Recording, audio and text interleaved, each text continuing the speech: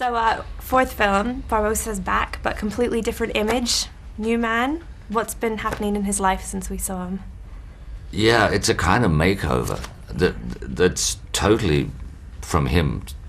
From the end of part 3, where he thought he had the map for the Fountain of Youth and suddenly realized there was a rather large, important chunk missing from the middle of it that Jack's got.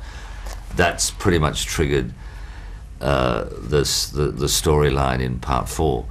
But something's happened between then and now where he's also lost a limb, which ultimately becomes a fairly important part of the story.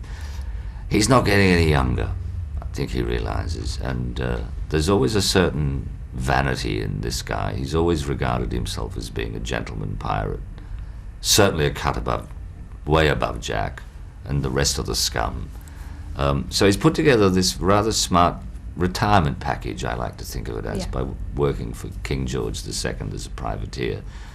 He's taken to it like a duck to water, and I think the new outfit, he probably could have got rid of the beard and had a courtly facial scrub, but I don't think he thought of that. It's very dashing. He still has this incredible chemistry with Captain Jack. But this time around, they're almost working together, kind of frenemies. Yeah, they circumstances, fate conspires that they have to work together. Yeah. And I think that makes for an interesting combination because they hate each other. And Johnny and I were saying when we were shooting those scenes around the Spanish camp, if they could actually get together, they would be a pretty formidable team. Because Jack is such an anarchist, he's like, he plays with the moment. He's completely circumstantial. He's a great improviser. He gets into crises that you think no one can ever possibly get out of that. But like Bugs Bunny, he always does. Yeah.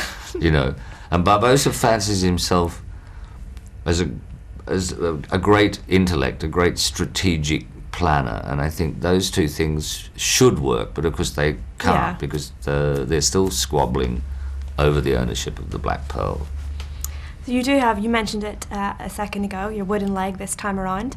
What's it like having to act that, having this? It's a nice new thing to kind of play with, rather than feel as though you're churning up the same old stuff. It made the sword fighting interesting. Mm-hmm. I developed a pretty good sense of spinning around, doing a 360 fighting with Ian McShane, because I got them to, I had a blue screen sock on, but I got them to put a nice little stub on the end of my blue screen shoe so that I had a stiletto kind of contact with the ground. Okay. And it meant I could also incorporate my crutch into the fight. Yeah, and it provided one of the best comic moments, I think, but we'll leave people to watch the movie and see that bit. Oh, good. So now you've done the 4 films. Have you got one particular Barbossa moment? Like, what would be your favourite so far?